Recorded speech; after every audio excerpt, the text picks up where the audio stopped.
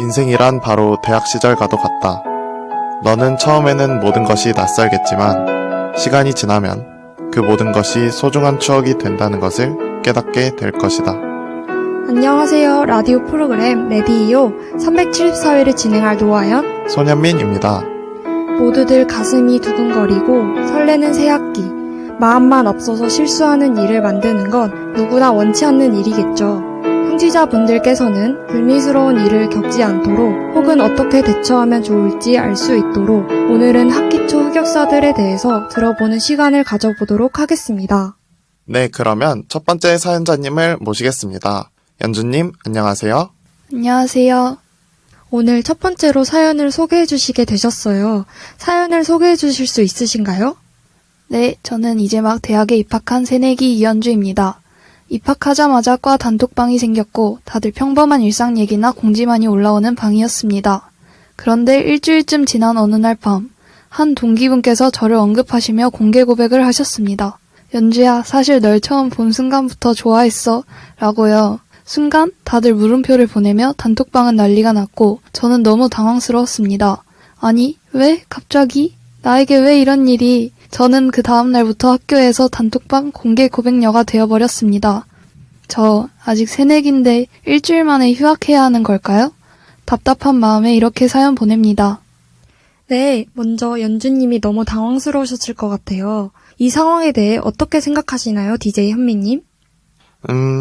기습 공개 고백 공격에 당황하셨겠지만 휴학은 너무 섣부른 선택이라고 생각이 듭니다. 그런가요?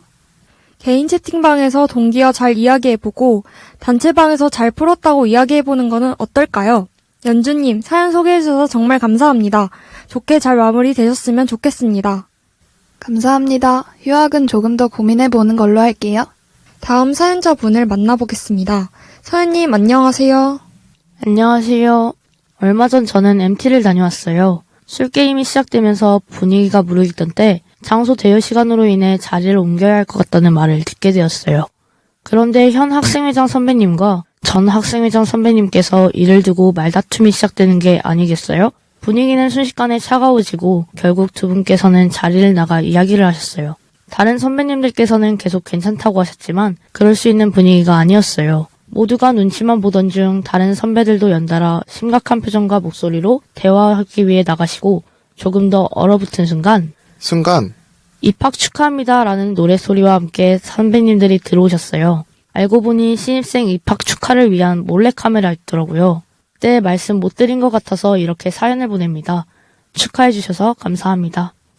와, 정말 재미있고 소중한 사연 보내주신 서연님 감사합니다. 감사합니다. 서연님이 보내주신 사연에 잘 맞는 노래 B1A4의 이게 무슨 일이야 를 듣고 마지막 전화 연결으로 넘어가도록 하겠습니다. 그러면 노래 주세요.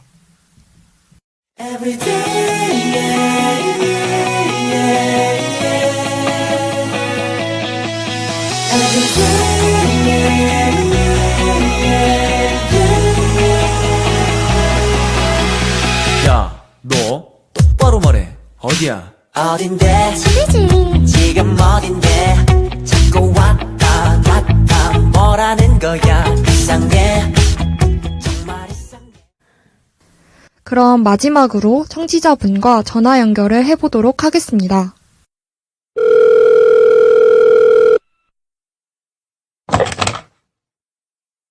민우님, 안녕하세요. 잘 들리시나요? 네, 잘 들립니다. 네, 그러면 사연을 저희에게 들려주실 수 있을까요? 안녕하세요. 미컴대학교 25학번 새내기 20살 김민우입니다. 제가 대학교 세터 뒷부리 때 목격했었던 반전 사연을 제보해보려고 합니다. 반전 사연이라니 정말 궁금한데요. 무슨 사건이었나요? 그때 세터 뒷부리가 무리고 갈 때쯤이었어요. 문제의 그 사람이 저와 같은 테이블에 앉았었는데 주사가 뭐냐는 등의 간단한 대화만 오가고 많은 이야기를 하지 않아서 어색함에 저와 그분은 술만 들이켰던 것 같아요. 세터 뒤풀인데 아쉬우셨겠어요. 아무래도 조금 그랬죠. 그 사람이 주사가 취하면 갑자기 노래를 부르는 거라던데 그런 어처구니 없는 말을 믿을 리가 없잖아요. 말없이 술만 마시다 보니까 각자 한 3-4병 정도 마시고 선배들과 자리를 바꿨어요. 그런데 자리를 바꿔서 선배들과 술을 마시던 그분이 갑자기 테이블을 쾅 치면서 자리에서 일어나시는 거예요. 모두의 이목이 집중된 그 순간 갑자기 GD의 삐딱하기를 열창하시기 시작하셨어요. 살면서 볼까 말까한 일을 목격한 모두는 벙쪄버렸죠. 그런데 여기서 반전은 그분이 너무나도 느낌있게 완창을 하셔서 모두가 그분의 노래에 집중하고 마지막 소절이 끝나자 단체 기립박수를 보냈어요. 저 또한 마찬가지였죠. 와, 정말 살면서 볼 일이 있을까 싶은 사연이네요. 그러니까요. 그분은 그 뒤로 미컨과 GD로 불리며 2호학번의 위상을 드높였습니다.